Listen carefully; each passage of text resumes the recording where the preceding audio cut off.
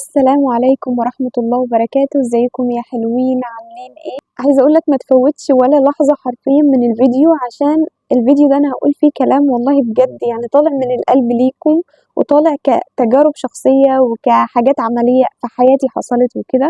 انا عايزة اقولك ان انت كشخص وانا كشخص واي حد بيسمع الفيديو ده، انتوا كاشخاص سواء انت راجل او بنت او ست ايا كان يعني، فانت كواحد بتبقى عارف انت عايز تعمل ايه، بتبقى عارف الخطوات اللي انت عايز تعملها، بتبقى عارف الهدف اللي انت عايز توصل له، بتبقى عارف طموحك ايه، ولكن انت كشخص بتكسل، ولكن كسلك وشيطانك بيفضلوا يقولوا لك لا. بجد والله هما بيفضلوا يقولوا لك كده، خصوصا وسوسة الشيطان. يعني مش عايزه اقول لك بس ان هو كسل منك، لا، في جزء خاص بالشيطان هو اللي بيعمل لك الحاجه دي، فانت ما بتقدرش ان انت تعمل الحاجه دي او بتكسل او بتبقى شايف لا، اللي هو كل ما تيجي تعمل حاجه بتكسل وبتحس بخمول، بتحس ان انت مش قادر، بتحس ان انت مش عايز تعمل الحاجه دي مع انك انت عارف المذاكره اللي عليك وعارف المشاغل اللي عليك وعارف الشغل اللي المفروض تأديه الاسبوع ده او اليوم ده، وبرضه ما بتعملهوش بسبب كسلك وبسبب شيطانك وبسبب يعني تيجي مثلا واحدة أو واحد يقول لك أنا عايز أشتغل في الشركة الفلانية، أنا عايز يبقى معايا فلوس كتير قوي، أنا عايز أبقى دكتور، أنا عايز أبقى مهندس، أنا عايز أبقى زي الشخص الفلاني اللي هو على اليوتيوب اللي معاه فلوس قد كده ومعرفش إيه وحاجات كتير قوي. وأكيد كلكم بتقولوا كده، يعني مش لأ، أكيد أنتم كلكم بتقولوا كده، إحنا ليه حياتنا مش زي الناس الفلانية؟ إحنا ليه ما عندناش العربية الفلانية؟ إحنا ليه ما اشتغلناش وعملنا كارير لنفسينا؟ إحنا ليه ما بقيناش دكاترة ومهندسين؟ إحنا ليه كذا؟ إحنا ليه كذا؟ إحنا ليه كذا؟ أنت أكيد بتقول كده، مع إنك أنت بتبقى عارف أنت إزاي هتبقى كده، ولكن أنت شخص كسول ومش عايز تتعب على الحاجة دي، يعني أنت عايز الحاجة دي ولكن مش عايز تتعب عليها. يعني هل مثلًا أنا هاقعد أقول مثلًا يا رب، يا رب اديني الكلية الفلانية، يا رب مثلًا املي بيتي بالفلوس، يا رب أنا عايزة العربية الفلانية، يا رب أنا عايزة أشتغل في الشركة دي، يا رب أنا كذا، يا رب أنا كذا، يا رب أنا كذا. هل أنا هافضل أقول كده كتير وما فيش أي حاجة من ناحيتي؟ يعني هل ربنا قال مثلًا اطلبوا من غير ما تشتغلوا أو من غير ما تتعبوا أو من غير ما أنتم تأدوا واجبكم وتاخدوا بالأسباب بعد كده تدوروا على النتايج اللي أنا هاقدمها لكم؟ ربنا طبعًا قال لنا اسعوا، اسعوا تمام، وهو هيجازينا، لكن ما قالناش مثلًا اطلبوا وأنتم ما بتسعوش، ما قالناش مثلًا تقعدوا كده قاعدين على السرير كسلانين ما بتعملوش أي حاجة في حياتكم، قاعدين بتتمنوا إن أنتم تيجي لكم فلوس، بتتمنوا إن أنتم تدخلوا الكلية الفلانية وما بتذاكروش، تتمنوا مثلًا إن أنتم تعملوا أي حاجة في حياتكم، تتوظفوا في الشركة الفلانية. هل أنا مثلًا هاتوظف في الشركة دي من غير ما أنا عندي خبرة؟ هل أنا هاتوظف في الشركة دي من غير ما أنا واخد دورات وكورسات ودوّرت ورُحت وجيت وتعبت واشتغلت على نفسي عشان أقدر أوصل للشركة دي؟ فهل هم هياخدوا شخص كده وخلاص، يعني ما عندوش خبرة، ما اشتغلش على نفسه، ما فيش كورسات ولا دورات في الCV بتاعته، فهم أكيد مش هياخدوا شخص إيه، ما عندوش خبرة، أكيد مش هياخدوا شخص معهوش شهادات معتمدة تقدر تخلّيه يتوظف في الشركة دي. فعشان كده أي حاجة إحنا بنكون عايزينها لازم نتعب لها ونسعى لها، ما فيش حاجة بتيجي بالكسل، ما فيش حاجة بتيجي كده من غير ما أنا أعمل أي حاجة وقاعد مثلًا نايم في بيتنا وأنا باطلب من ربنا أقول له يا رب مثلًا اديني الكلية الفلانية. وطبعا كلنا هيجي في دماغنا سؤال دلوقتي، وهو ان ليه ربنا ما بيحقق لناش حاجة من غير تعب؟ يعني هو ربنا قادر يقول للشيء كن فيكون، ربنا اللي خلق الكون ده كله وهو اللي خلقنا وخلق الأرض والسماوات السبع وخلق كل حاجة حرفيا على الأرض، فليه هو مثلا ما يقولش لحلمي كن فيكون مرة واحدة كده؟ ما هو معلش ربنا عادل. فأنا اللي عايزاك تفهمه إن زي ما ربنا بيقول للشيء كن فيكون وبيحقق لنا اي حاجه احنا عايزينها بلمح البصر، يعني حرفيا كده انت ممكن لمح البصر كده تلاقي ايه الحاجه دي اتحققت وانت مش عارف هي اتحققت ازاي ولا امتى ولا حصل ايه ولا اي حاجه. ولكن برضه هو قال لنا لازم تسعى، يعني انت لو عايز فلوس لازم تسعى للفلوس دي، لازم تشتغل، لازم تجيبها بعرق جبينك، وبعد ما تشتغل وتجتهد وتسعى انا هجازيك وهكرمك فوق الكرم اللي انت عايزه، يعني انا هجازيك واكرمك باضعاف التعب اللي انت تعبته. عشان كده هو عادل، يعني هو قال لنا اسعوا وخدوا بالاسباب والنتائج عليا انا مش عليكم انتوا. فكونك دلوقتي ان انت كسلان ومع انك عارف انت المفروض عليك ايه مذاكرة، عليك ايه شغل، عليك ايه حاجات هتخلصها، عارف مثلا ان انت عايز تاخد الكورس الفلاني فالمفروض انت تعمل ايه عشان تاخد الكورس ده وتقوي نفسك فيه، فانت كسلان ومش قادر تعمل حاجه وبتقول لا ده انا مش قادر، لا ده انا والله ما قادر اعمل اي حاجه، انا عارف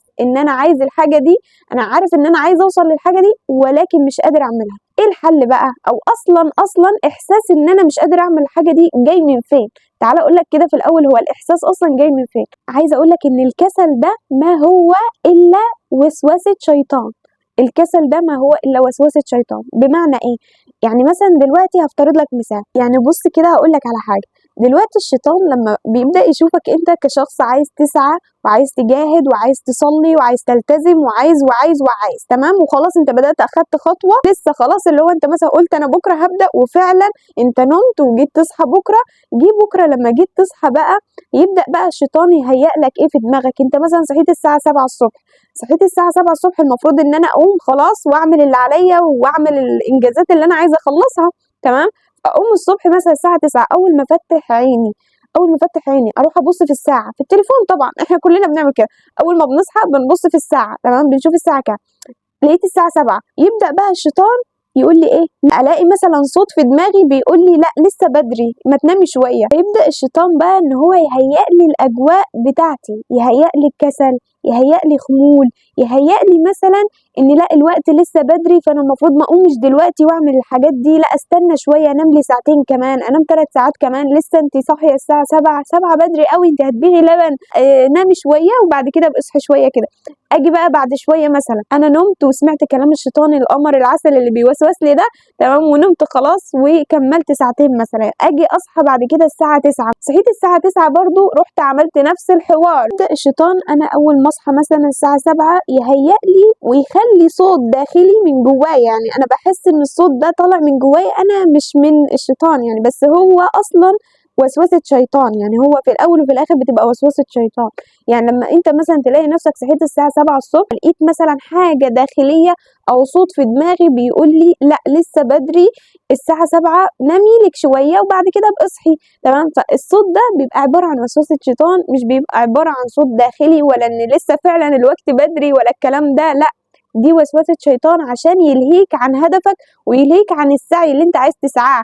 لان عايزه اقول لك ان السعي ده من الايمان برضو، يعني السعي ده بتاع المؤمنين وبتاع الناس اللي هي ايه عارفه ربنا، ان السعي ده يعتبر يعني كمال للدين بتاعنا. يعني احنا لو شخص مثلا بيصلي وبيعبد ربنا وبيعمل كل الطاعات اللي عليه، فعشان يكمل دينه لازم يسعى ويشتغل. ما هو معلش هو مش هيعمل طاعة بس في الدنيا، ما هو الدنيا مش واقفة على ان هو يطيع بس، لا، انت لازم برضو تشتغل، لازم تطيع وتشتغل ولازم تجتهد برضو، انت لازم تسعى، انت بتسعى عشان تأمن لنفسك حياة كويسة، تسعى عشان اولادك اللي هيجوا في المستقبل. الدين دي اول حاجة احنا بنتسأل عليها، ولكن بعد كده بيجي ايه دور الاعمال بتاعتنا بقى، احنا سعينا ما سعيناش، احنا بنعمل ايه في الدنيا ما بنعملش ايه. طب دلوقتي انا عشان اتجنب وسوسة الشيطان دي اعمل ايه؟ يعني دلوقتي احنا عرفنا ان الكسل ده ما هو الا عبارة عن وسوسة شيطان، ان الشيطان بيبدأ ان هو يهيئ لي الاجواء بتاعه الكسل والخمول، وان هو عايزني اكسل وما اسعاش وما التزمش وما ابقاش شخص كويس. اكيد ده الهدف بتاع الشيطان، يعني هدفه ان هو يخليك شخص مش سوي وشخص مش كويس، تمام. ولكن احنا كلنا داخليا اسوياء، وكلنا داخليا على فكره ايه كويسين، وكلنا عايزين نبقى كويسين، مفيش شخص مش عايز يبقى كويس، لا على فكره كلنا كاشخاص عايزين نبقى كويسين، ولكن نفسنا اماره بالسوء. الشيطان بيفضل ان هو لازق في ودنا او فوق دماغنا كده، وبيفضل ان هو ايه كل ما يشوفنا ان احنا عايزين نعمل حاجه كويسه، لا يبدا ان هو يوسوس لنا عشان نتراجع عن الحاجه دي وعشان ما نعملش الحاجه دي، ويبدا ان هو يشغلنا او يشتتنا في حاجات تانية كتير عشان ما نعملش الحاجه المفيده دي. متخيل؟ طب انا دلوقتي اعمل ايه عشان ابعد وسوسة الشيطان عني؟ ما عليك الا بذكر الله، تمام، يعني تذكر ربنا على طول طبعا، لان الشيطان بيخاف من الشخص اللي بيذكر ربنا دايما وابدا، يعني تفضل على طول كده تذكر ربنا باذكار، بتسبيح، تسبح، تذكر ربنا بكلماتك اللي انت عارفها، يعني زي لا حول ولا قوة الا بالله، لا اله الا الله، الحمد لله، سبحان الله، الحاجات دي يعني. وتقرا مثلا آية الكرسي، وتقرا الأذكار بتاعتك كلها كل يوم الصبح وبالليل عشان توقي نفسك من الوسوسة بتاعت الشيطان. ده الحل الأنسب يعني للموضوع ده، إن أنت تبعد عنك وسوسة الشيطان فلازم تبقى على طول بتذكر ربنا. عايزة كمان أفهمكم حاجة، ودي حرفيا يعني بتحصل معايا حرفيا، إن الشخص اللي دايما بيبقى قريب من ربنا، يعني بيصلي وبيأدي العبادات بتاعته وبيذكر ربنا دايما على لسانه على طول على طول وهكذا يعني، تمام، وبيقرأ قرآن وبيحفظ قرآن والحاجات دي كلها يعني، وبيقيم الليل. هنلاقي مثلا إن الأشخاص اللي هم مثلا على طول بيذكروا ربنا، على طول مثلا بيصلوا، على طول مثلا بيقروا قرآن، على طول مثلا بيعبدوا ربنا وهكذا في آخر الليل وكده يعني، هتلاقي دايما إن الشخص ده مش بيجيله كسل. ليه مش بيجيله كسل؟ او بيجيله كسل بس مش على طول، يعني بيجيله كسل فين لما يبدأ ان هو يبعد عن ربنا شوية. بيجيله كسل لما هو مثلا يبدأ ان هو ما يصليش فترة، مثلا اخدها ما يصليش فيها، فيجيله كسل وخمول في الفترة دي.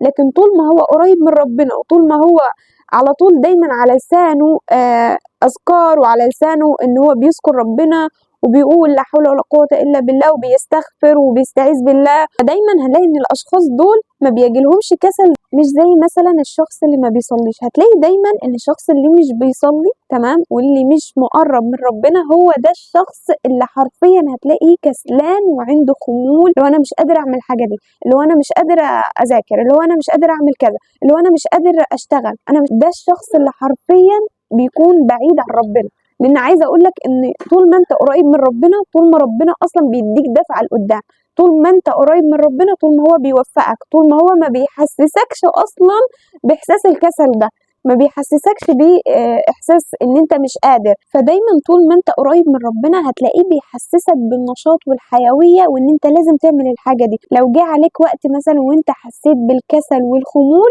فربنا بيبدأ ان هو يخلي مخك وضميرك ونفسك يصحوا في اللحظة دي، ويقولوا لك لا انت لازم تقوم عشان تخلص اللي عليك، لا انت لازم تقوم عشان تعمل اللي عليك، انت لازم تقوم عشان ده حلمك، عشان ده هدفك، عشان ده كذا.